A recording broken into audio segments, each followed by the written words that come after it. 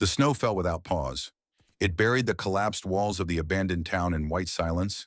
Thick flakes descended from a sky the color of gunmetal, each one adding to the shroud that covered this forgotten place in the mountains of eastern Afghanistan. From the high ground, the enemy had locked down every exit. The old marksman stood at what remained of a window, his eye pressed to the scope of his rifle. For nearly 3 minutes, he studied the distant water tower through the swirling white. Then he straightened slowly, the way men do when their bones have carried too many winters, and shook his head. His voice was quiet, almost lost in the wind that howled through the gaps in the walls. "No one can make that shot." The words fell into the cold room like stones into deep water. No one objected. No one argued. The 7 soldiers gathered in that frozen space simply absorbed the statement as fact. Because when Master Sergeant Raymond Brennick said something couldn't be done, it couldn't be done. 35 years of trigger pulls had earned him that authority. His call sign wasn't Ghost for nothing. He'd made shots that belonged in textbooks, eliminated targets that other marksmen swore were impossible. If Ghost said no, then the answer was no.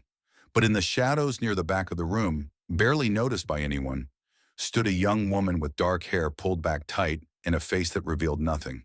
Her hands, bare despite the cold, hung at her sides. Her eyes never left the map spread across the makeshift table. Corporal Kira Ashford was calculating. 72 hours earlier, the mission had been routine. 37 soldiers moving through the mountain passes on a patrol that was supposed to last 4 days. Standard reconnaissance, check the villages, assess enemy movement, report back to base. The kind of operation that happened 100 times a month across Afghanistan. Nobody expected the ambush. The Taliban had been patient. They'd watched the patrol routes for weeks, noted the patterns, identified the choke point where the terrain narrowed between 2 ridges.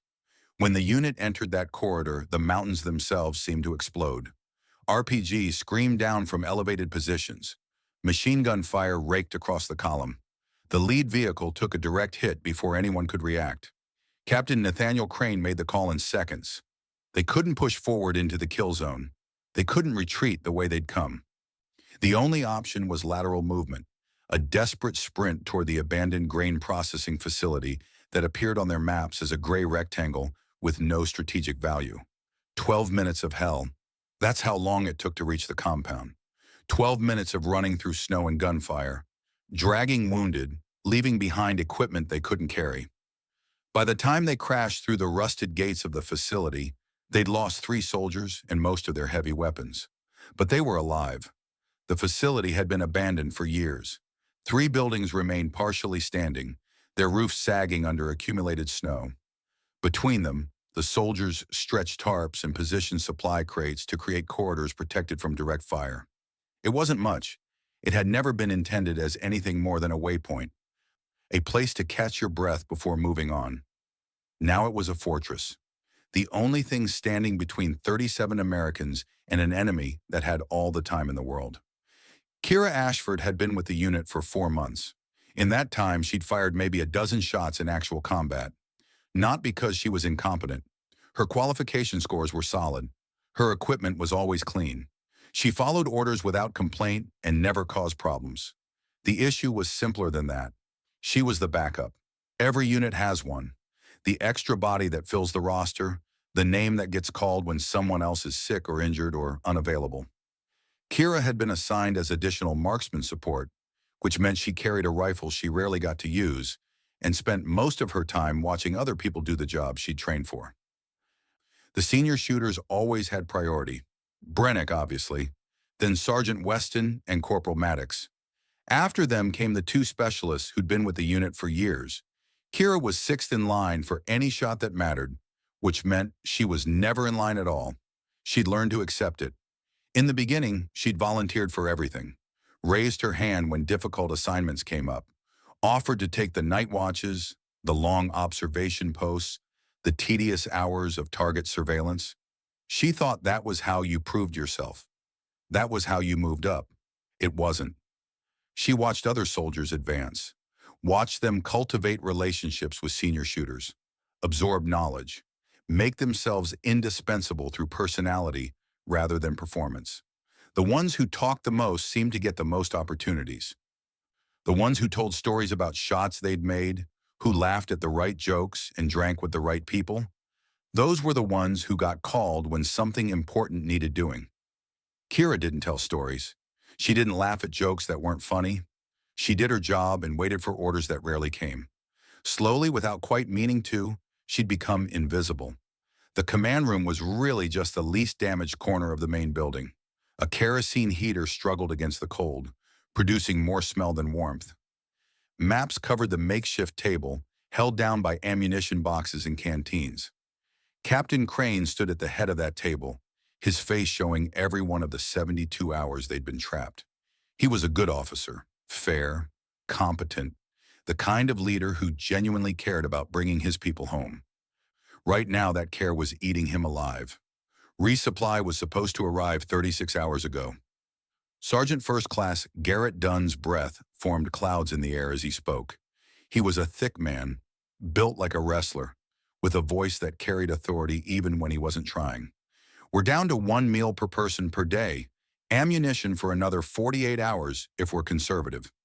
Medical supplies are critical. We've got 2 wounded who need evacuation within 72 hours or they won't make it. Crane didn't respond. Everyone in the room already knew the numbers. Through the gap in the wall that served as a window, the high ground was barely visible through the snow. A hill maybe 800 meters out, crowned with the remains of an old water tower. The structure had probably serviced the facility back when it was operational, pumping water to the processing equipment and the workers who ran it. Now it serviced death. The Taliban had taken the tower 3 days ago. From that elevated position, they commanded every approach to the compound. Artillery spotters called in mortar coordinates with terrible precision. Machine gun positions covered the open ground. Every morning at exactly 0600, shells walked across the American position, keeping them pinned, reminding them who controlled this piece of earth. The tactical situation was simple enough that even a cadet could read it. They were trapped. The enemy was patient. Time was on their side. We've received word from higher command. Crane's voice was flat, exhausted. Relief forces are being assembled, but earliest arrival is 4 days. We don't have 4 days, Dunn said what everyone was thinking. I know. A long silence filled the room. Wind rattled the tarps. Somewhere in the compound, someone was coughing, a deep, wet sound that suggested pneumonia might kill them before the Taliban did. We need to take that tower. Crane said it quietly, almost to himself. With what? Dunn's voice carried no insubordination, only exhaustion. We tried twice already, lost 4 people confirming what we already knew. They've got overlapping fields of fire covering every approach. Anyone who gets within 400 meters is dead before they hit the ground. What about the river? Frozen solid but exposed. 200 meters of open ice with no cover. Their spotters would see us before we got halfway across. It'd be a massacre. Brennick had been standing near the back of the room, silent until now. His hands, wrapped in fingerless gloves, rested on the stock of his rifle the way they always did. Like the weapon had grown there over the decades. Show me the angle again. Dunn unfolded a larger map, this one marked with elevation lines and firing positions. He pointed to their location, then traced a line to the tower. 820 meters, accounting for the slope. Wind from the northwest at approximately 15 knots, gusting to 20. The tower structure provides cover from every direction except this narrow window here. His finger tapped a spot on the map. Maybe 10 degrees of exposure, a sliver of vulnerability in an otherwise perfect defensive position. But to get line of sight on that window, you'd need to be positioned here. He indicated a collapsed building about 200 meters from their current location. Kira recognized it. She'd studied it from the observation posts during her watches. That building is completely exposed, Brennick said. 3 walls down, no roof. Anyone who sets up there would be visible from multiple enemy positions. And even if you could get there, the angle is nearly impossible. You'd be shooting almost vertically through wind that's funneling between structures. Visibility drops to near 0 every 40 minutes when the heavy snow bands come through. He studied the map for a long moment. His eyes traced the trajectory line, calculating distances and angles that most people couldn't comprehend. Then he straightened slowly, his old back protesting. No one can make that shot. The words landed like a death sentence. Because if Brennick said it couldn't be done, it couldn't be done. The meeting dissolved into the kind of circular discussion that happens when there are no good options. They talked about rationing, about defensive positions, about holding out until relief arrived. They talked about the wounded and the cold and the dwindling ammunition. They talked about everything except the truth that hung in the air like poison. They were going to die here. Maybe not all of them. Maybe some would survive to be captured. But the unit as they knew it, the 37 souls who'd walked into these mountains 4 days ago, that unit was finished. Kira listened to it all, but her eyes kept returning to the map. 820 meters. She'd made shots at that distance before. In training. On the ranges at Fort Benning where the conditions were controlled and nobody was shooting back. She'd hit targets at 800 meters in wind that would make most shooters miss at half that distance. But training wasn't combat, and 800 meters wasn't 820. And controlled conditions weren't a frozen hellscape where the temperature made your hands shake and the wind changed direction without warning. Still, the pattern of the snowfall had been consistent. She'd noticed it during her watches. Every 40 minutes, give or take, a heavy band of precipitation would sweep through the valley. The visibility would drop to almost nothing for about 90 seconds. Then it would clear temporarily before the next band arrived. 90 seconds of near total concealment. It wasn't much, but it was something. When the others finally dispersed, Kira remained. She stood alone in the cold room, staring at the map until her eyes burned. Captain Crane noticed her on his way out. He paused at the doorway, studying the young corporal who'd barely spoken a word in his presence during her entire 4 months with the unit. "Something on your mind, Corporal?" She looked up. "Permission to study the position, sir." Brennick already looked at it. "Yes, sir." Crane paused. He was a practical man, not given to sentiment or false hope. But something in the young woman's eyes made him hesitate, a kind of quiet intensity he'd seen before, in soldiers who went on to do remarkable things, and in soldiers who got themselves killed trying. "Knock yourself out. If you see something we missed, I want to hear it." When he was gone, Kira spent another 10 minutes with the map. Then she pulled on her coat and went outside. The cold hit her like a physical blow. The temperature had dropped since she'd last been out. -15, maybe lower. The kind of cold that made your lungs burn and your face go numb in seconds. She pulled her scarf higher and pushed forward. The snow had eased momentarily. In the gaps between buildings, she could just make out the tower in the distance, a dark shape against the gray-white sky, barely visible through the swirling flakes. She watched it, noted how the wind carried the snow, how it moved in waves across the landscape, noted how the light changed as clouds shifted overhead, noted the rhythm of it all, the patterns that emerged if you watched long enough. Then she walked to the collapsed building marked on the map. It took her 15 minutes to reach it, moving carefully through covered positions. She stayed low, moved slowly. Speed didn't matter. Silence did. The building was even more exposed than the map suggested. 3 walls down, the 4th leaning at a dangerous angle. No roof. Snow had drifted into the corners, piling up against the rubble. Anyone who tried to set up here would be visible from multiple enemy positions within seconds. But Kira wasn't thinking about a normal shooting position. She was thinking about the snow. "The land will tell you what it's going to do," her father used to say back on the ranch in Montana.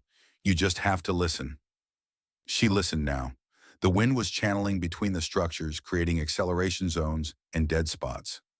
Most shooters would calculate based on the average wind speed. But the average was a lie. The reality was far more complex. Gusts and lulls, shifts and swirls, a living thing that couldn't be captured in a single number, but it had rhythm. She watched for 20 minutes, letting herself get cold, letting her body feel what her instruments couldn't measure. And slowly the pattern emerged. Every 42 minutes, a heavy snow band rolled through. During those bands, visibility dropped to almost nothing. But just before they hit, there was a window. A brief moment when the wind died down, when the air went still, when the world seemed to hold its breath. 2 seconds, maybe 3. That was the window. She looked at the tower, calculating the distance, the angle, the trajectory. 820 meters through still air. Difficult, but not impossible. The real challenge was the timing. You'd have to position yourself during the snowband. Set up in near zero visibility, then wait for that brief window of calm and take the shot before the next wave hit. Miss that window and you'd be shooting blind. Hit it and you might just save 37 lives. The question was whether anyone would let her try.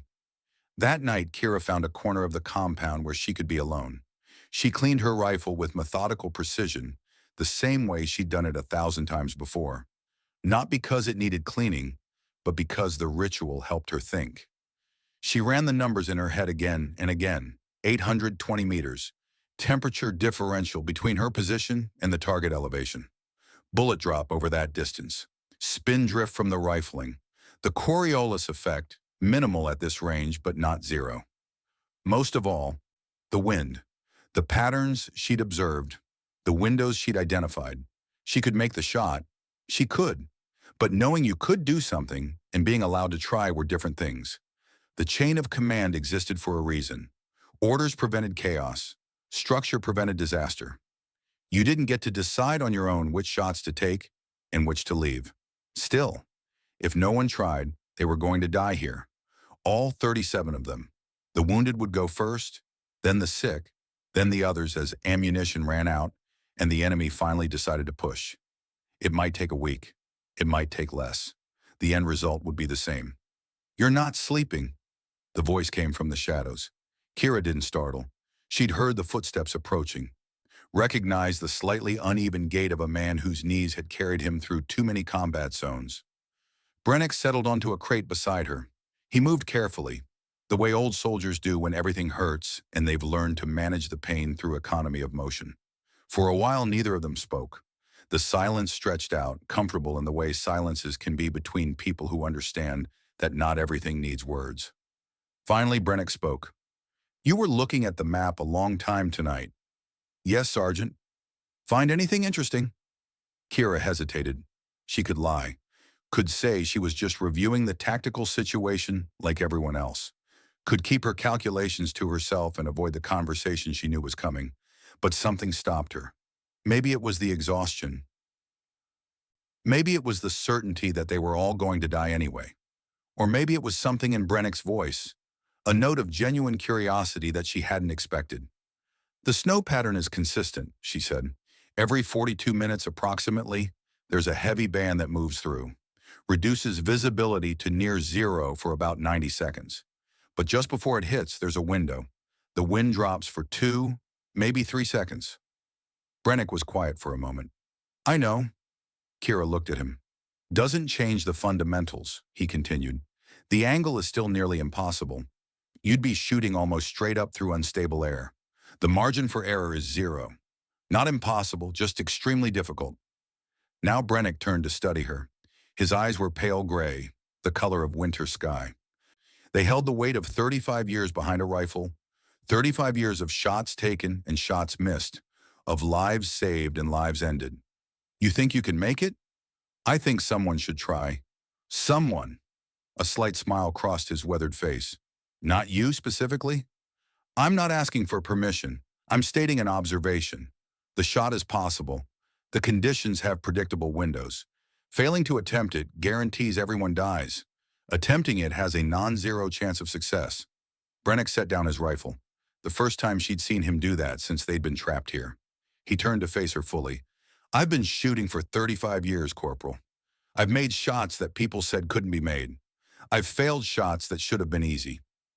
And I've learned that there's a difference between brave and stupid." He leaned forward slightly. "That shot requires compensating for wind, cold, vertical angle, and reduced visibility simultaneously. You'd need to calculate the ballistic trajectory, accounting for the temperature differential between here and target elevation. You'd need to time it perfectly to coincide with the snowband for concealment and the wind lull for the shot. You'd need to do all of that while exposed in a position where enemy counter-snipers are specifically looking for any movement." He paused. "The margin for error is zero. Miss by an inch, and you've told them exactly where we are and what we're trying to do. They'll fortify that position so heavily that no one will ever get another chance." "I understand the stakes." "Do you?" Brennick studied her face. "You've been with this unit 4 months. In that time, you've taken maybe a dozen combat shots. None of them anywhere near this range or difficulty. So why would you possibly think you're the one to make this particular shot? Kira was quiet for a moment. Outside, the wind rattled the tarps. Someone was heating rations on a camp stove. The smell of processed food barely masked the scent of unwashed bodies and diesel fuel, and the particular staleness of fear. Because I grew up in country where if you missed a shot, you went hungry, she finally said. My father taught me to calculate wind by how it felt on my skin, not what an instrument said. I learned to shoot in winter, when metal freezes and breath fogs scopes and you can't feel your fingers. When the land itself is trying to kill you before you ever get to the target. Brennick waited. That doesn't make me qualified for this, she continued, but it means I've failed shots before. I know what it feels like, and I know how to accept it and adjust. I know that cold does things to trajectories that don't show up in the tables. I know that wind in mountains doesn't behave like wind on flat ranges. You ever kill anyone, Corporal? The question hung in the air. 3 confirmed. This would be your 4th, from 820 meters through conditions that would make most shooters miss at half that distance. And if you miss, I know what happens if I miss. Do you? Brennick's voice had changed, harder now, pressing. If you miss, we lose any chance of ever taking that tower. They'll know what we're trying. They'll reinforce. They'll watch that exposed building around the clock. And 37 people will die knowing that you had one chance to save them and you failed. 37 people will die anyway if no one tries. That's not your call to make. No, Kira agreed. It's not. But I can make the observation that someone should. The silence stretched out between them. Brennick's eyes never left her face. He was searching for something, she realized. Some indication of who she really was beneath the quiet surface. Finally, he spoke again. Why? Excuse me? Why do you want to take this shot? And don't tell me it's about saving the unit. That's the reason you'd give to Captain Crane. I want the real answer. Kira considered the question, considered lying, considered telling him what he wanted to hear. Instead, she told him the truth. Because I've been the backup my entire time here. Because I've watched other people get every opportunity while I stood in the back and waited for orders that never came. Because I'm a better shooter than anyone in this unit except you. And nobody knows it because nobody's ever given me a chance to show it. She met his eyes. And because I'd rather fail trying than freeze to death waiting. Brennick said nothing for a long moment. Then he did something that surprised her. He reached into his pocket and pulled out a small notebook, the kind soldiers use for range notes. He flipped it open to a page covered in numbers. I worked this up earlier. Trajectory calculations for the shot, accounting for everything I could think of. He handed it to her. Check my math. Kira took the notebook. The numbers were dense, precise, the work of a man who'd been calculating ballistics since before she was born. She studied them carefully. You're accounting for spin drift. At that range, in that wind, it matters. 3 inches to the right of where you think you should aim. And Coriolis? Less than an inch at this latitude. But when you're shooting at the edge of possible, every inch counts. Kira looked up at him. Why are you showing me this? Brennick's face was unreadable in the dim light. Because if someone were to attempt that shot, hypothetically, I'd want them to have the best information possible, even if that shot had been officially deemed too risky by command. That sounds like you're suggesting insubordination. I'm an old man who can't sleep, thinking out loud, nothing more. He stood slowly, joints protesting against the cold. The duty shift changes at 0500 tomorrow. New watch won't be fully alert for maybe 15 minutes after that. And that collapsed building you were studying? There's a drainage culvert that runs most of the way there. Provides cover from aerial observation. Kira stared at him. I'm not asking you to... You're not asking me anything. Brennick's voice was calm, final. And I'm not telling you anything. I'm just an old soldier who happened to notice some things. What you do with that information is your own business. He paused at the edge of the light. But if someone were to attempt something inadvisable, I'd probably be the first to notice them missing, and I might be slow to report it. Bad knees. Takes me a while to check positions. He looked at her one last time. Something passed between them. An understanding that went beyond words. Then he walked away into the shadows, leaving her alone with his notebook and the sound of falling snow. Kira didn't sleep that night. She spent the hours before dawn memorizing Brennick's calculations, running through the numbers until they were burned into her brain, visualizing the shot from every angle, the way her father had taught her. See it before you do it, he used to say. Make the shot in your mind 100 times. Then when you pull the trigger for real, your body already knows what to do.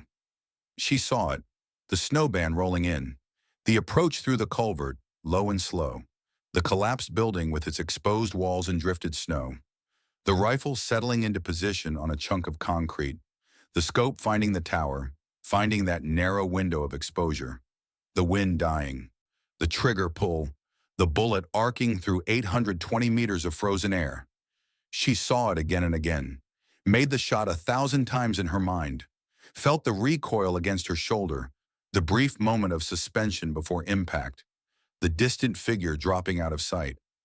She saw herself failing too, the bullet going wide, the enemy reacting, the fortification of the position, the slow death of 37 people who trusted her with their lives. She saw all of it, and somewhere in the darkest hour before dawn, she made her decision. At 0430, Kira packed her gear. Minimal load, rifle, ammunition, water, a thermal blanket. Nothing else. Every ounce mattered when you were moving through snow. She checked her rifle one final time. Every part, every mechanism. She'd already cleaned it twice, but she did it again. Not because it needed it, because she needed the ritual. At 0450, she watched the duty change, saw the tired guard trudge away from his position, shoulders hunched against the cold, saw the new one take his place, watched him settle in, stamp his feet, pull his collar up against the wind. At 0455, she moved. The culvert Brennick had mentioned was barely wide enough for a person. Snow had drifted into it, but the concrete sides were still visible beneath the white. She crawled more than walked, keeping low, moving slowly. Speed didn't matter. Silence did. It took her 20 minutes to cover the 200 meters to the collapsed building. By the time she reached it, her knees were soaked through and her hands were numb. She ignored both. Discomfort wasn't relevant. The building was worse up close than she'd expected. 3 walls down completely, rubble everywhere. The 4th wall leaning at an angle that suggested it might collapse at any moment. But there was a corner where 2 partial walls met, creating an angle that would provide minimal cover from the enemy positions. She positioned herself there, rifle resting on a chunk of concrete, and began her final calculations. 0515. The snowband was coming. She could see it in the distance. A wall of white rolling across the landscape. Could feel it in the way the wind shifted. She checked her rifle one last time, adjusted her scope, let her body settle into the stillness her father had taught her, the breathing that slowed everything down, the heartbeat that steadied itself without conscious effort. 0520. On the tower. She could just make out movement through her scope. Guard change probably. Someone checking the position. She watched, timing it.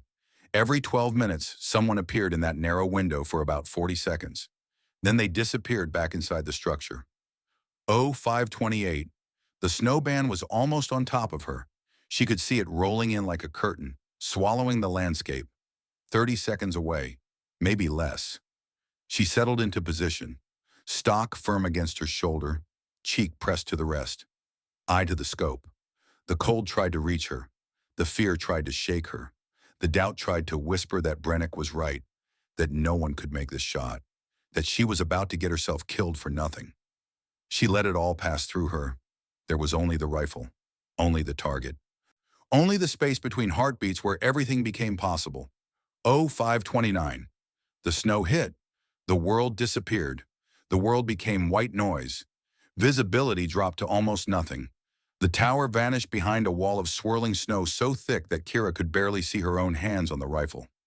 Wind howled through the collapsed walls, carrying ice crystals that stung her exposed skin like tiny needles. This was the window. Not for the shot, not yet. This was the window for positioning, for becoming invisible to the enemy spotters who watched every inch of ground around the American compound. For the next 90 seconds, she could move without being seen. She adjusted her position slightly, settled deeper into the rubble, let the snow accumulate on her back, her shoulders, her helmet, let herself become part of the landscape. The cold was brutal. It seeped through her layers, found every gap in her clothing, wrapped around her bones like iron bands. Her fingers were already losing sensation. In another hour, they'd be useless. She'd have maybe 3 chances to take the shot before the cold made precision impossible. 3 chances to save 37 lives, or end her own. She controlled her breathing, slow and deliberate, letting her heart rate drop despite the adrenaline that wanted to surge through her system. This was the discipline her father had taught her, not the mechanics of shooting, though he'd taught her those too. The deeper discipline, the ability to become still when everything in your body screamed for movement. The target doesn't care if you're scared, he used to say. The wind doesn't care if you're cold. The bullet doesn't care about anything except physics. So you need to stop caring too. Stop being human for a few seconds. Become physics. She became physics. The snowband passed over her like a wave. She counted the seconds. 87, 88, 89. And then, just as Brennick's calculations had predicted, the wind died. Not completely, not the dead calm of a summer morning, but a lull, a pause in the chaos. 2 seconds, maybe 3, where the air went still and the snow fell straight down instead of sideways. She didn't take the shot, not yet. This was reconnaissance, confirmation that the pattern held, that Brennick's numbers were accurate, that her own observations hadn't been wishful thinking. The lull passed. The wind picked up again. Snow swirled and danced. But now she knew. The pattern was real. 42 minutes until the next band. 42 minutes to wait, to freeze, to keep her position while the cold slowly ate away at her capability. Then another 90 seconds of concealment. Then another lull. That would be her moment. She settled in to wait. The cold was a living thing. It crawled through her body inch by inch, started in her extremities and worked its way inward. Fingers first, then toes, then hands and feet. Then the deep ache in her joints that made every small movement feel like grinding glass. Her father had taught her about cold too. Montana winters didn't forgive weakness. If you couldn't function in sub-zero temperatures, you didn't hunt. And if you didn't hunt, you didn't eat. Simple as that. He'd taken her out in the worst of it, made her lie still for hours in snow that came up to her waist, waiting for elk that might never come. The cold wants you to move, he'd said. It whispers in your ear, tells you that if you just shift a little, just flex your fingers, just stamp your feet, you'll feel better. And that's true. You will feel better for about 10 seconds. Then you'll feel worse because you've used energy and generated heat and lost it immediately to the air. And also the elk heard you move, and now it's gone, and you're going home hungry. He'd smiled then, that rare smile he saved for lessons that mattered. So you learn to tell the cold to go to hell. You learn that discomfort isn't damage, that being cold isn't the same as dying. You learn to wait. Kira waited.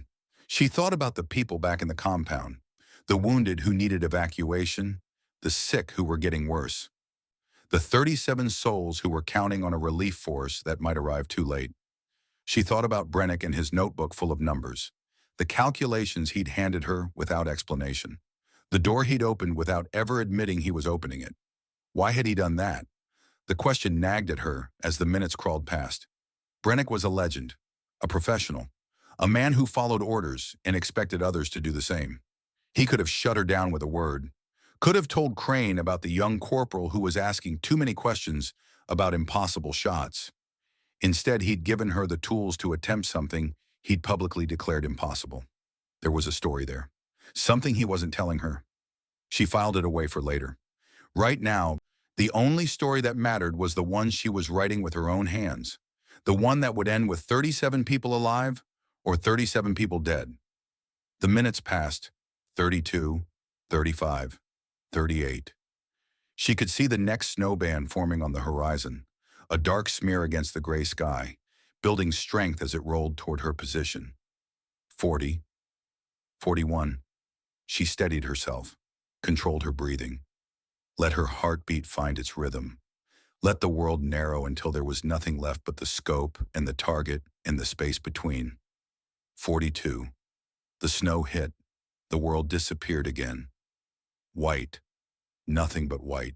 The tower vanished. The compound vanished. Even her own rifle became a vague shape in front of her, more felt than seen. She didn't move, didn't adjust. She'd already found her position. Now she just had to maintain it through the chaos. The wind screamed. Snow drove horizontal, stinging her face, trying to force its way into her eyes. She learned to shoot with her eyes nearly closed, using the scope as a shield as much as a sighting device. That skill served her now. 70 seconds. 80. She began her count, matching her breathing to the rhythm, preparing for the lull that was coming, that had to come. 85. 86. And then the wind stopped. Not gradually, not a gentle fade out. One moment there was chaos, and the next there was something close to stillness. The snow still fell, but it fell straight down. The air was cold but quiet. The world held its breath. Kira found the tower in her scope, 820 meters away, barely visible through the thinning snow. The dark shape of the structure emerged from the white. She'd memorized its outline, could have drawn it from memory. Now she found it again. Let her eyes settle into the familiar routine of acquisition. The window of exposure was there, that narrow gap in the tower's defensive architecture. Maybe 10 degrees of opening where someone standing inside would be visible to a shooter at her angle. Empty. No target. She kept her breathing steady. The lull would last 2 seconds, maybe 3. She had to be ready when the target appeared. 1 second. 2 seconds. A figure stepped into the window. She saw him in fragments, a shape, a movement, the outline of a man doing exactly what men on watch do, checking his position, looking out at the landscape, confirming that nothing had changed. Her finger found the trigger. Pressure. Just the beginning of pressure. Not the squeeze yet. The preparation for the squeeze. The loading of the spring before the release. The man turned, looked directly at her position, though he couldn't possibly see her. Not at this distance. Not through this weather. Squeeze. The rifle kicked against her shoulder. The sound was swallowed by the snow, muted to almost nothing by the thick air. Anyone more than 50 meters away wouldn't have heard it. The man in the tower certainly didn't hear it. The bullet left the barrel at 2,800 feet per second, 820 meters. At that velocity, the flight time was approximately 1 second. 1 second for the bullet to arc through the cold air, fighting gravity and wind, and the 1,000 tiny variables that made long-range shooting as much art as science. 1 second for everything to matter. Kira didn't breathe, didn't blink. Her eyes stayed pressed to the scope, tracking, waiting, counting heartbeats that seemed to stretch into hours. The figure in the window was still standing, still looking out, still alive. Had she missed? The thought hit her like a punch to the stomach. 820 meters, wind compensation, temperature differential, spin drift. Had she calculated wrong? Had Brennick's numbers been off? Had the lull ended a fraction of a second too soon? And then the figure dropped. Not dramatically, not the violent spin of action movies. Just a collapse. One moment standing, the next moment gone.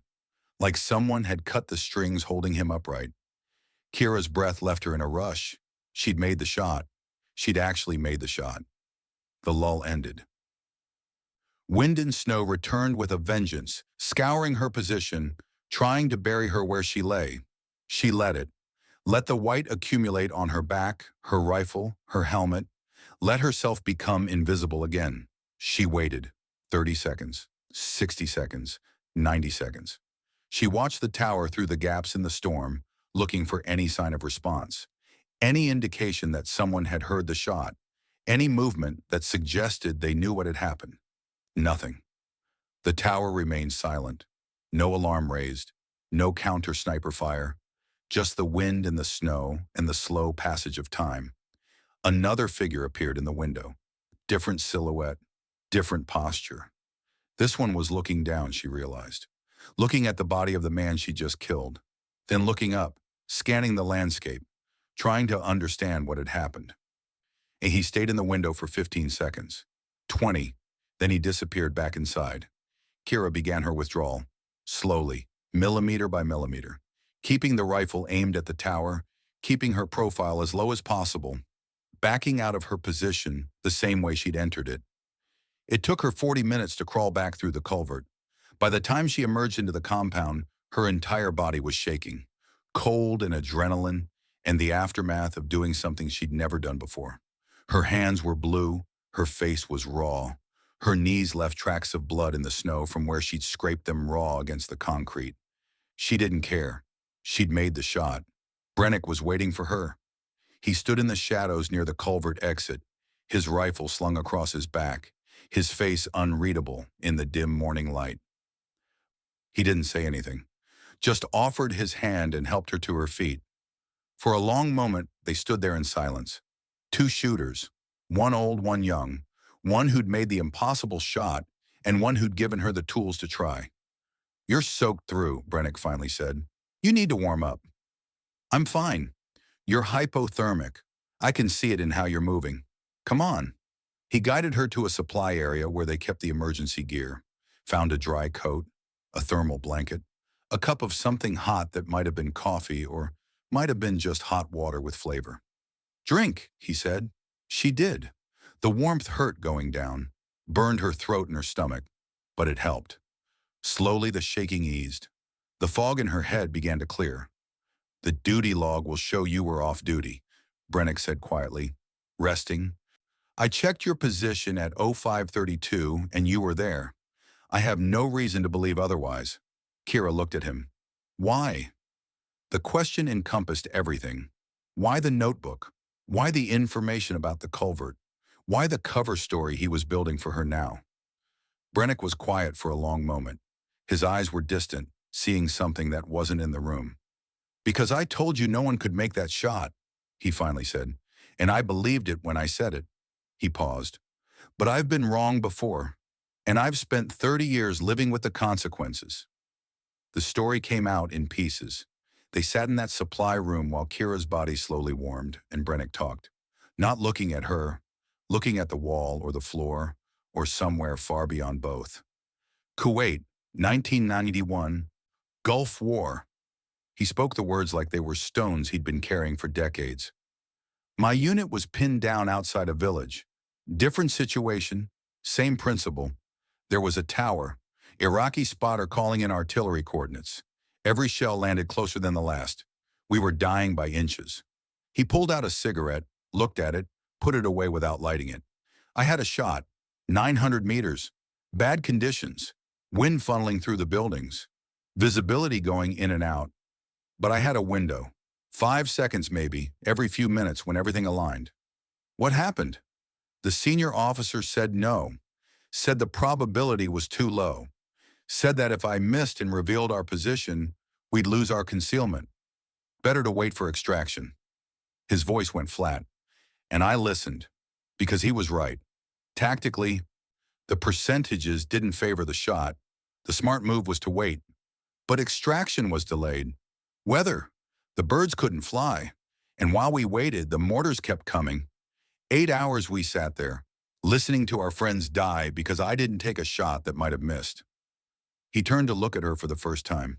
6 people died that day. 6 people I'd served with, eaten with, told stories with. When we finally got out, I learned the spotter was just a kid, 19 years old, probably terrified out of his mind, probably just following orders like we were. "You couldn't have known." "No, but I know I didn't try, and that's the thing I carry. Not the shot I might have missed, the shot I never took." The silence stretched between them. "When I said no one could make that shot," Brennick continued, "I meant it. The conditions were terrible. The angle was nearly impossible. You're not experienced enough to compensate for all the variables." He paused. "But I also knew that sometimes the impossible shot is the only shot there is. And I wasn't going to be the reason someone else carried the weight I've been carrying." Kira understood then. This wasn't just mentorship. This was absolution. Brennick had spent 30 years waiting for someone to take the shot he'd been too afraid to take. To prove that impossible was just another word for difficult. She'd given him that, and now she had to live with what it cost. The tower fell silent that morning. 6:15 came and went. For 3 days, the Taliban had shelled the American compound at exactly that time. regular as clockwork. A reminder of who controlled the high ground. This morning, nothing. The silence was almost more unnerving than the bombardment. Soldiers who'd been bracing for impact looked at each other in confusion. Something had changed. By 6:45, Captain Crane had received the intelligence report. "Something's happening on the enemy net," the communications specialist told him. "Lot of traffic. Sounds like confusion. They've lost coordination somehow." "Lost coordination how?" "Unknown, sir. But their artillery hasn't fired. Their spotters aren't reporting. Whatever command structure they had on that tower seems to have collapsed." Crane looked at Brennick, who was standing near the back of the room. The old marksman's face gave nothing away. "Theories. Could be equipment failure," Brennick said. "Cold can do strange things to electronics. Or they could have had an accident. Ammunition cooking off. Structural collapse. Or someone could have put a bullet through their forward observer." The voice came from Sergeant Dunn. He was looking at Brennick with an expression that suggested he suspected more than he could prove. "Possible," Brennick acknowledged, "but that would require someone making a shot from extreme range in impossible conditions. And as I said yesterday, no one could make that shot." The silence that followed was heavy with unspoken questions. Crane let it stretch for a moment. Then he made a decision. "Whatever happened, we have a window. Maybe hours, maybe less. We need to move." He turned to the map. "The river crossing. If they can't direct artillery accurately, if their spotters are down, we might be able to make it across before they can reorganize." "That's a significant if," Dunn said.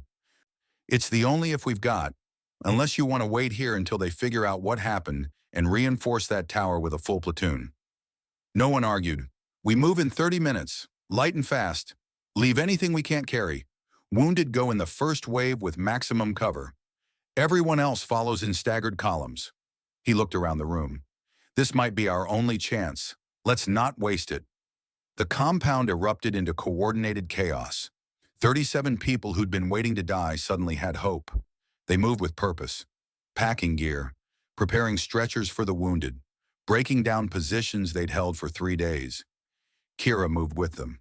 Her body was still recovering from the cold. Her hands were clumsy, her reactions slow. But she did what she could, helped with the stretchers, carried ammunition. Did the 1,000 small tasks that needed doing when a unit moved under pressure. No one asked her where she'd been that morning. No one asked why her knees were scraped raw or why her face was windburned worse than anyone else's. In the chaos of evacuation, such details went unnoticed. Only Brennick's eyes followed her as she worked, understanding, knowing, keeping the secret that would define them both. At 0700, the first wave moved out, wounded on stretchers, carried by the strongest soldiers. Maximum cover from the buildings, then a sprint across 200 meters of frozen river. The ice groaned under their weight, cracked in places, but it held. No artillery, no directed fire, just a few scattered shots from positions too far away to be accurate. They made it. The second wave followed 10 minutes later, then the third, then the fourth. Kira went in the fourth wave. She ran across the ice with her rifle clutched against her chest, waiting for the mortar round that would end everything, waiting for the machine gun burst that would cut her down in the open, waiting for the consequence of the shot she'd taken. It never came. The far bank, the tree line, cover.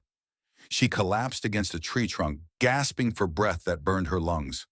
Around her, soldiers were doing the same, catching their breath, checking equipment, counting heads. 37 had entered the compound 4 days ago. 34 had made it out, 3 lost in the initial ambush, none lost in the crossing. Because someone had taken an impossible shot, they pushed inland for 2 hours, fast walking pace. Not running. Running would exhaust them too quickly. But steady movement, putting distance between themselves and the kill zone, they'd escaped. The snow continued to fall, would probably fall all day. The tracks they left would be covered within an hour. By the time the Taliban reorganized and pursued, there would be nothing to follow. At 0900, Crane called a halt. The unit collapsed into a defensive perimeter, catching breath, checking feet for frostbite, distributing the last of their rations. Kira sat apart from the others. Her body was finally warming up, finally recovering from the hours of exposure. But something else had taken the cold's place. Something heavier.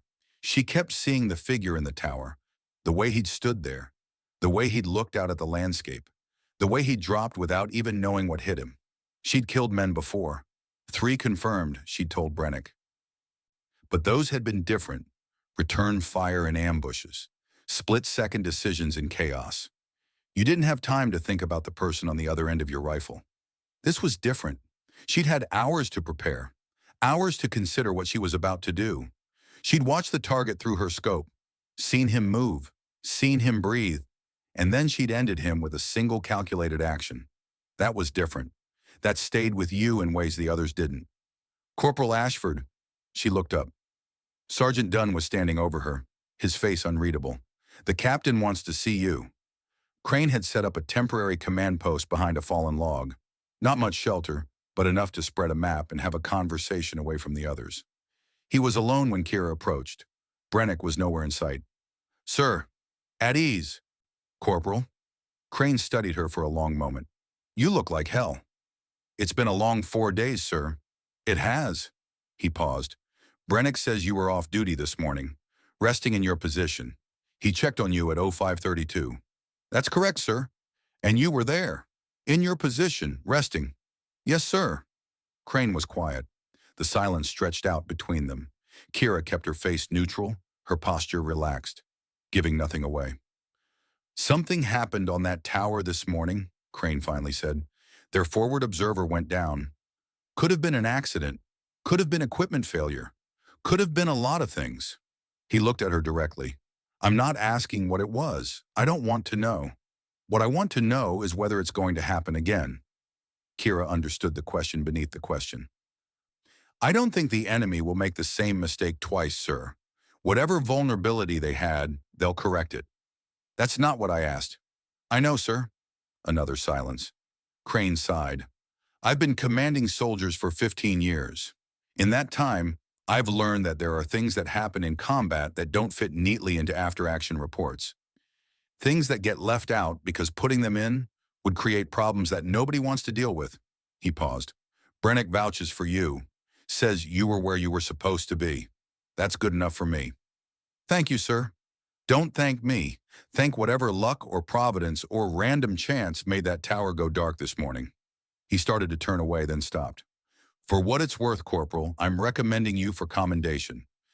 Initiative and marksmanship under extreme conditions? The details will be appropriately vague. I'm not sure that's necessary, sir. It's not about necessary. It's about recognizing what happened here. 34 people are alive because of what happened this morning. That deserves acknowledgement, even if the specifics stay classified. He walked away, leaving her alone with what she'd done. That night, they made contact with the relief force.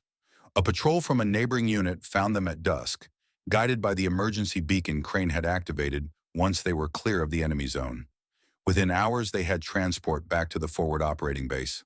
Hot food, real beds, medical care for the wounded, safety.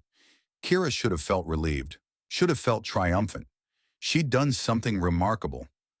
Made a shot that the best marksman in the unit had declared impossible. Saved 34 lives, including her own. Instead, she felt hollow.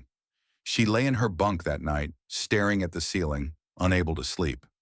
Every time she closed her eyes, she saw the tower, saw the figure dropping out of sight, saw the moment of transition between living and dead. 1 second he'd been there, a person, a human being with thoughts and fears, and maybe a family waiting for him somewhere. The next second, nothing. She'd done that. She'd chosen to do that. The math said it was right. 34 lives saved for 1 life taken. The equation balanced. It more than balanced. Any objective assessment would say she'd made the correct choice. But equations didn't account for what settled on her chest. Equations didn't explain why she kept seeing his face.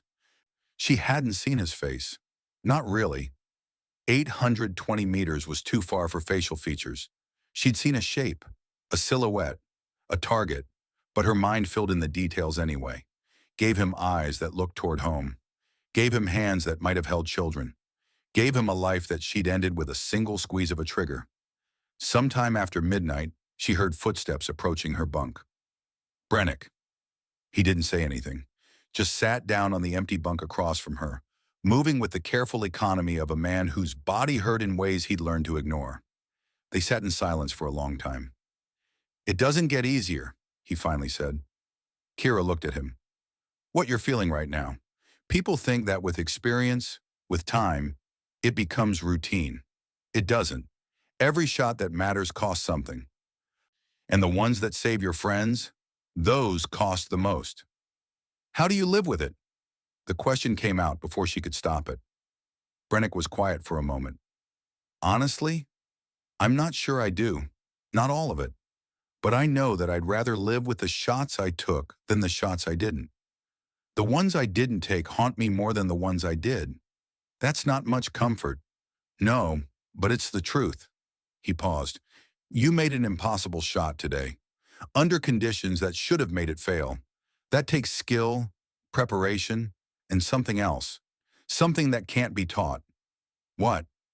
"The willingness to try when everyone else says it can't be done. That's rare. That's valuable. Don't lose it." He stood slowly. "Get some sleep, Corporal. Tomorrow starts the rest of your life, the one where you carry what happened today." He walked away, leaving her alone with the ceiling and the darkness and the slow understanding that everything had changed. She was no longer the backup. She was no longer invisible.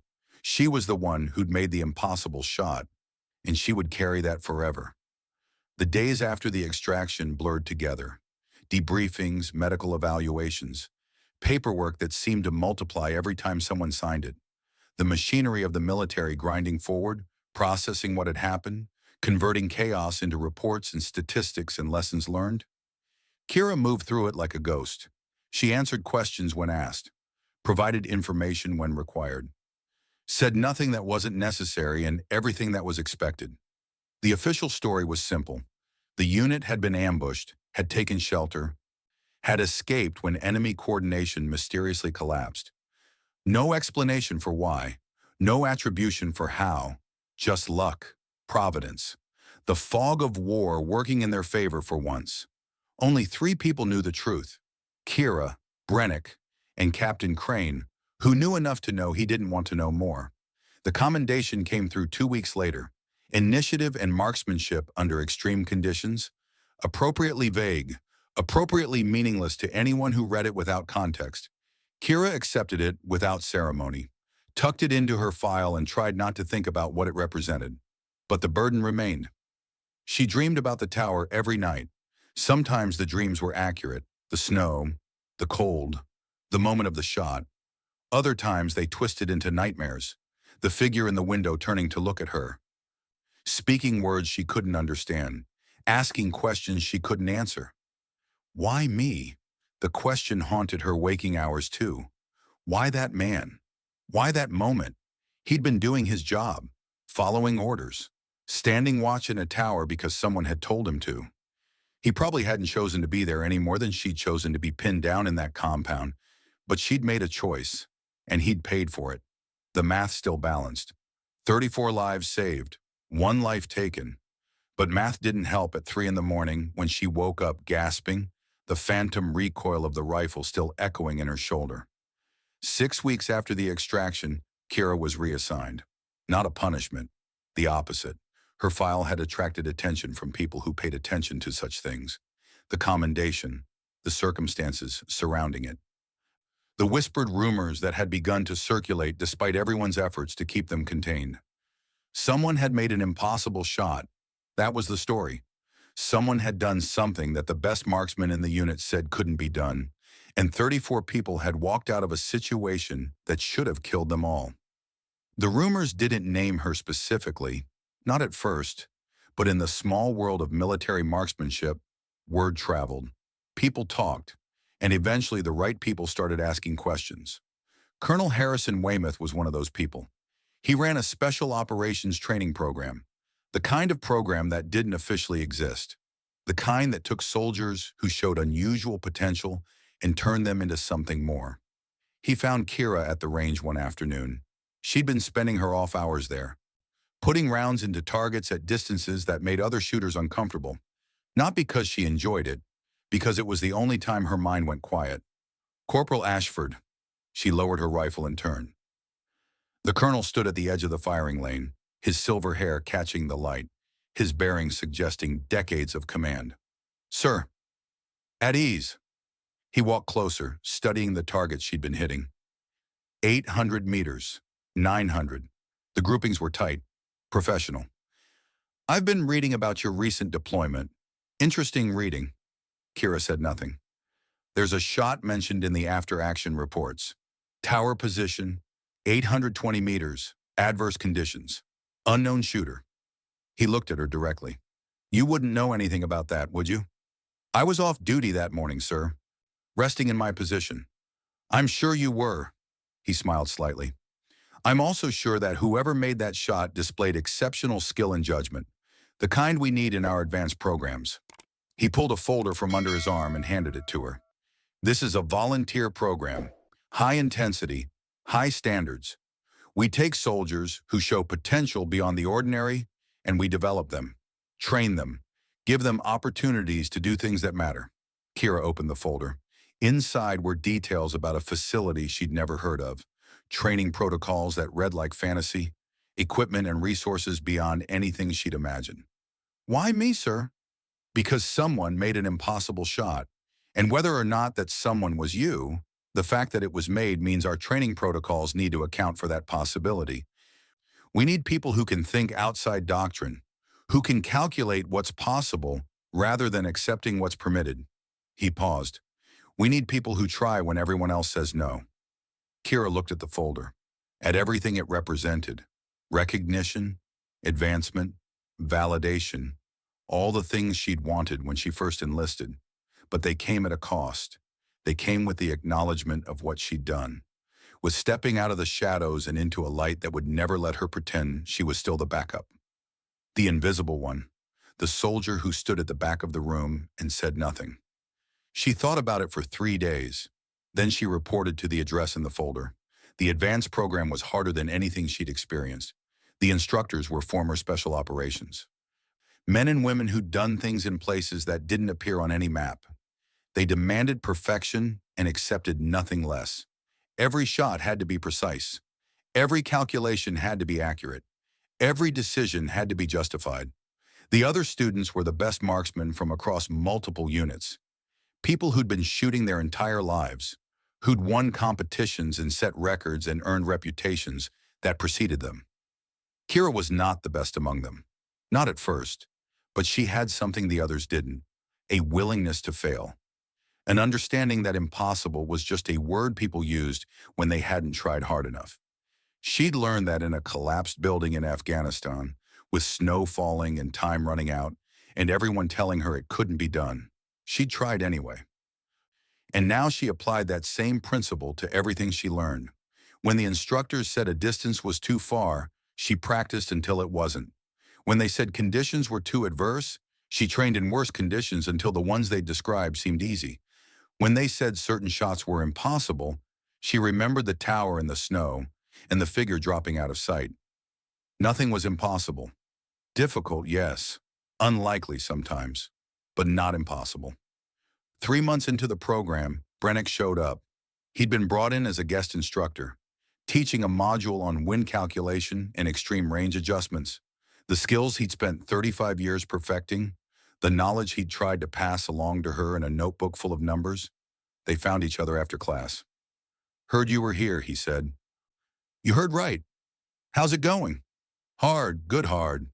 Brennick nodded approvingly. His face had aged since Afghanistan. More lines, more gray. But his eyes were the same, pale and knowing and carrying depths that never quite showed on the surface. You belong here, he said, more than most. Because of the tower. Because of who you were before the tower. That shot was just confirmation of what I already saw. They walked together through the facility. Training ranges stretched into the distance. Students practiced drills that would have seemed impossible a year ago. I've been thinking about what you said, Kira told him, about living with the shots you took versus the shots you didn't. And I think I understand now. It's not about forgetting. It's about accepting that the cost is the price of the choice. And some choices are worth the price. Brennick was quiet for a moment. That's probably the most mature thing I've ever heard a soldier say. Does it get easier to believe? No, but you get stronger, strong enough to keep moving forward even when the cost feels too high. The program lasted 18 months. Kira graduated not at the top of her class, but solidly in the upper quarter. Her final evaluation noted exceptional technical skills and strong tactical judgment, demonstrates initiative and problem-solving under pressure.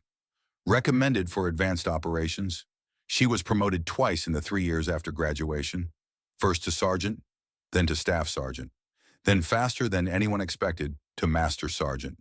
Each promotion came with more responsibility, more authority, more opportunities to do the things she trained for. She led missions, trained soldiers, made shots that mattered in places she wasn't allowed to talk about. Each one added to what she carried, but each one also reinforced the understanding she'd developed. Some choices were worth the price, some shots were worth taking, and the ones that saved lives, the ones that brought people home, those were the ones that justified everything else. Brennick retired during her 5th year in the program. His knees finally gave out. Decades of hard living in harsh conditions had taken their toll. The doctors said he could stay on in an administrative role, but Brennick had never been an administrator. He'd been a shooter. And if he couldn't shoot anymore, he didn't see the point in staying. Kira visited him the week before he left. His quarters were sparse, a few photographs, some books, a rifle he no longer had the strength to carry. He sat in a chair by the window, looking out at nothing in particular. "Heard you're moving up," he said. "Officer candidate school next year. That's the plan. You'll make a good officer, better than most." "I learned from the best." Brennick smiled, a rare expression that softened the hard lines of his face. "No, you learned from yourself. I just gave you some numbers." They sat in silence for a while. Two marksmen at different stages of the same journey, one ending, one just beginning. I never thanked you properly," Kira finally said, "for that morning, for giving me the chance to try." "You don't need to thank me."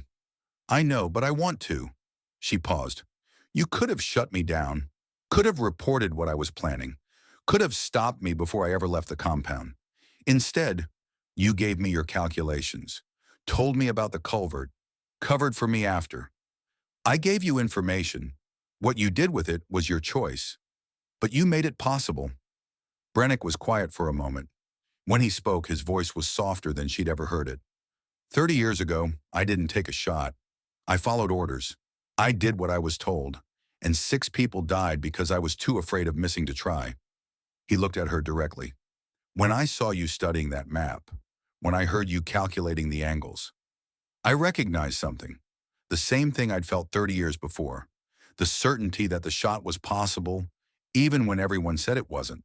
He paused. "The difference was you were willing to try, and I wasn't going to be the one who stopped you. Even though I was disobeying orders. Even though," he smiled again. "Sometimes the impossible shot is the only shot that matters. I learned that lesson too late. You learned it just in time." Kira reached out and took his hand. It was rough, calloused, the hand of a man who'd spent his life holding a rifle. "What happens now?" she asked.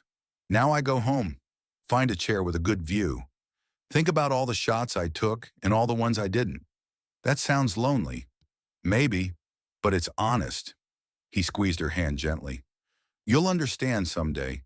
When you've been doing this long enough, what we carry doesn't disappear when you stop shooting.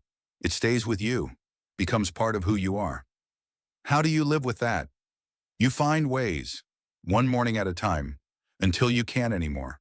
And then you hope someone else picks up where you left off." He looked at her with something like pride. "You're my legacy, Kira. The shot I didn't take and the one you did. Both of them are mine now. Both of them matter." She didn't know what to say, so she said nothing. Just held his hand while the light faded outside the window and the understanding of 30 years passed from one generation to the next. 7 years after Afghanistan, Kira received her commission. 2nd lieutenant, then 1st lieutenant, then captain.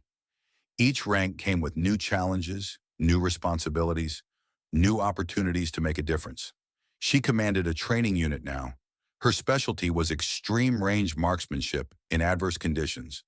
The very thing she'd learned in a collapsed building with snow falling and everyone telling her it couldn't be done. The students who came through her program were the best of the best, young shooters who'd shown potential beyond the ordinary, who'd made shots that impressed their instructors, who thought they knew what they were capable of. Kira showed them they were wrong.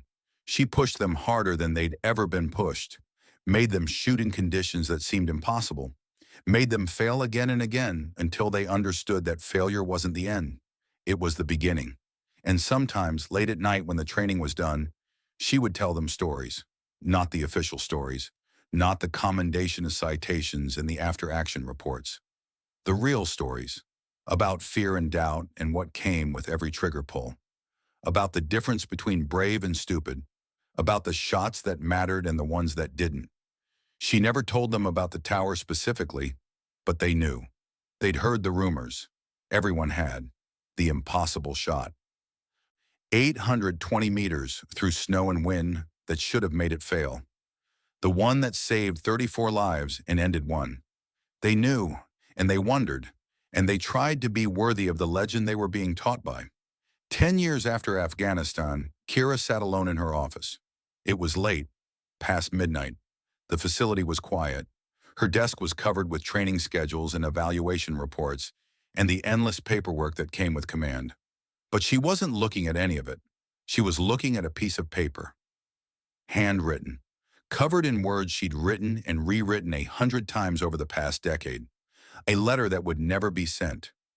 She'd started writing them in the months after the tower, when the dreams were worst, when everything seemed heaviest.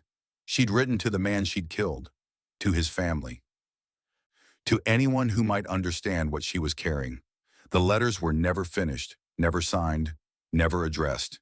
She didn't know his name, didn't know if he had a family, didn't know anything about him except that he'd been standing in a window at the wrong moment, and she'd ended his existence with a single calculated action. But she wrote anyway.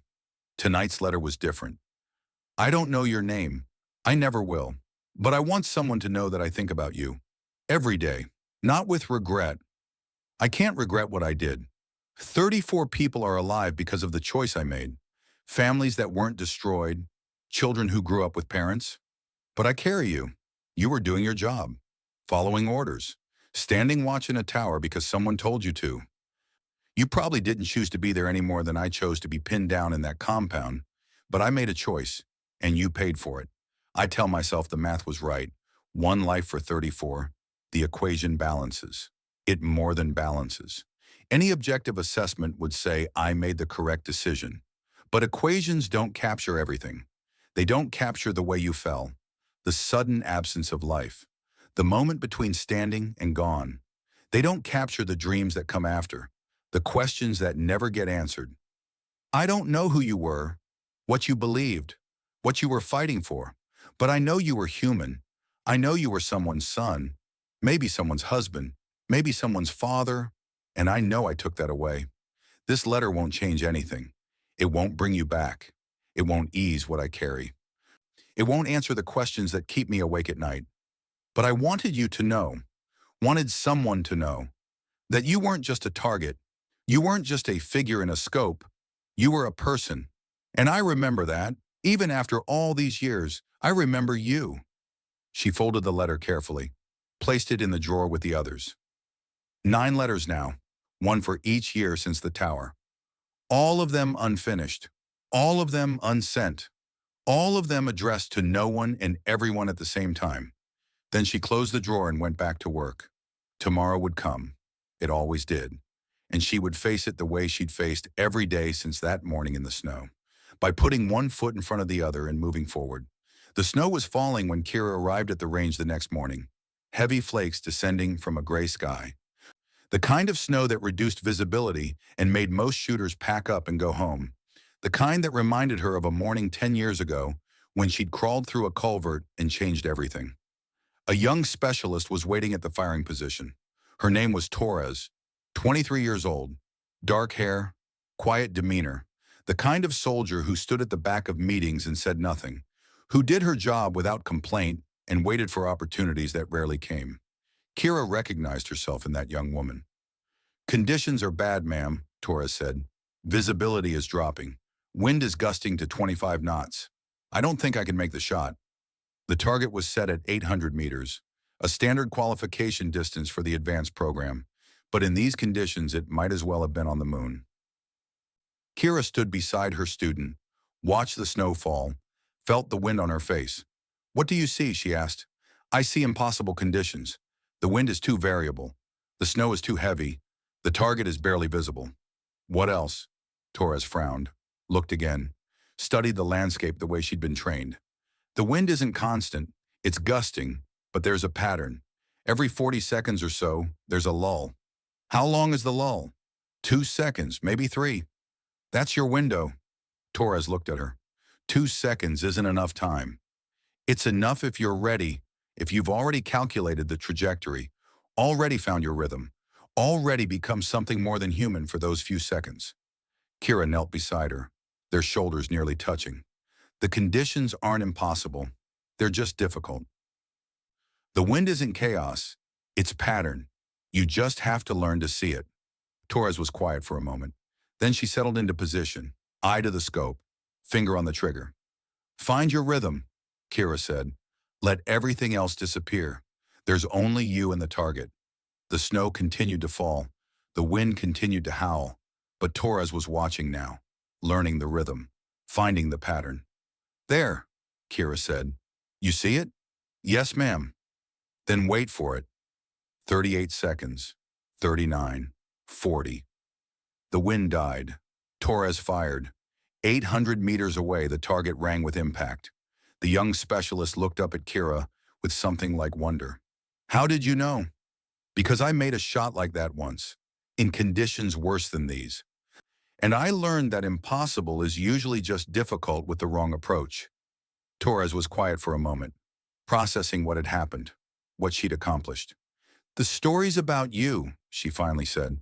The tower? 820 meters. Are they true?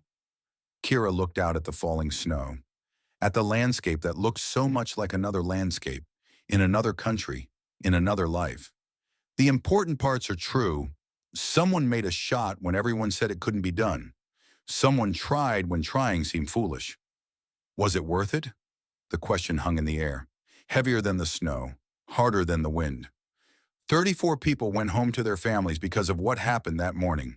Wives who didn't become widows, children who didn't lose parents. Lives that continued instead of ending in a frozen compound in the mountains. She paused. But one person didn't go home. One person lost everything so that others could keep what they had. That's not really an answer. No, it's not. Kira turned to look at her student.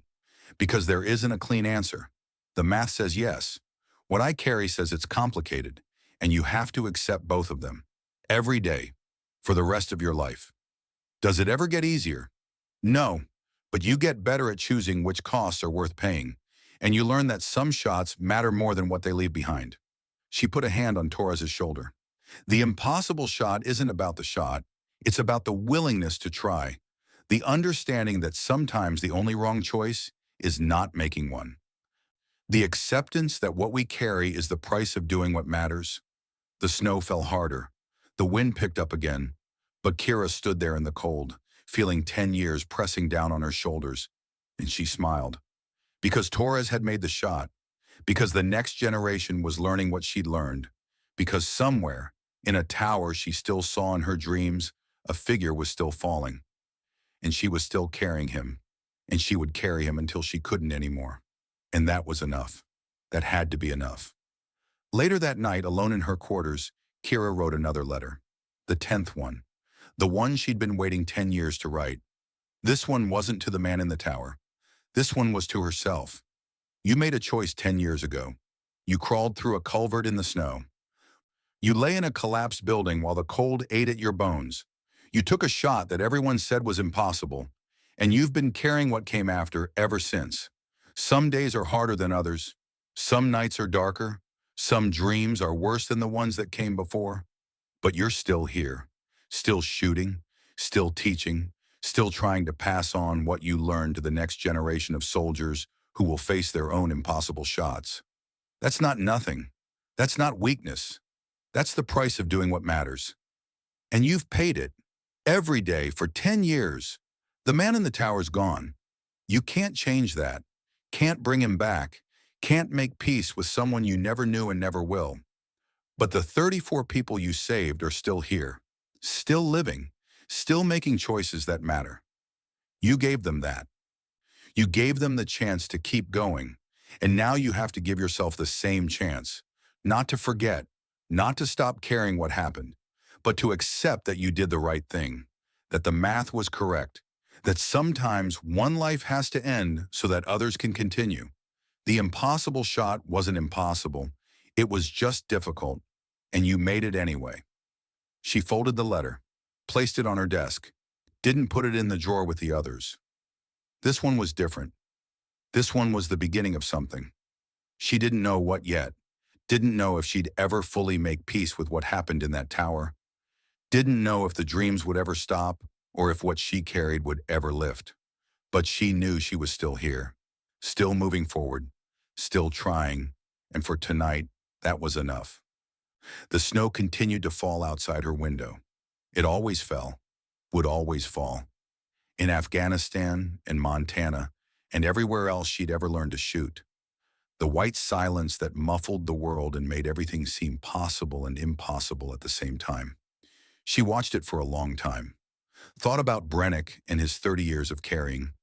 Thought about Torres and her first impossible shot. Thought about the figure in the tower and the letters in her drawer and what would never fully lift. Thought about all of it. And then she went to bed. Tomorrow there would be more training, more students, more shots to make, and lessons to teach and costs to bear. Tomorrow the impossible would become possible again. But tonight, for the first time in 10 years, Kira Ashford closed her eyes without dreading what she'd see. The snow fell without pause, just like it had 10 years ago in a collapsed building 820 meters from a tower that changed everything. But now she understood what the old marksman had meant. No one can make that shot. No one except the ones who try anyway. The burden remained, would always remain.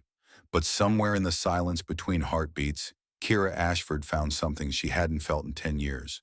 Not forgiveness, not forgetting, peace.